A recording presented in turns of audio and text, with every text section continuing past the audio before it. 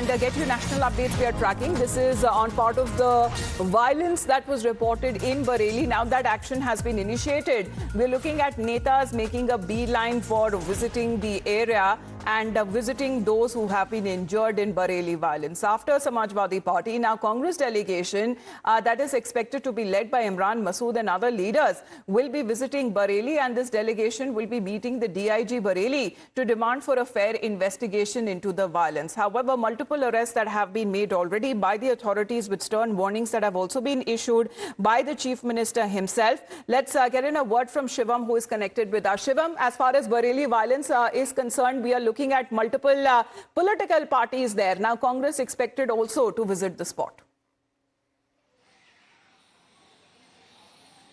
Well, definitely, Amit. At the time of crisis, these political parties don't leave any chance to get the political gain out of it. Imran Masood has also made certain political remarks in the past as well. And today the news has also come that a 9-member team will be visiting Bareilly and will be meeting the DIG and also inspecting the actual ground situation. Now, according to the letter that has come from the Uttar Pradesh Congress Committee, it rightly mentioned that after the permission of the Congress president in the state, Ajay Rai, a 9-member committee headed by Imran Masood, who is the member of parliament from Saharanpur constituency, would be visiting Bareilly to find the actual solution and meeting the DIG of the place. Now, the question arises why the Congress is now visiting the place, especially at the time when yesterday a lot of action happened. An encounter also happened where the district president of the IMC was also arrested, and a lot of people are being under arrest. You remember, the internet was shut down just till yesterday, and it was relieved yesterday so that not any kind of political messaging or any kind of rumor should be spread.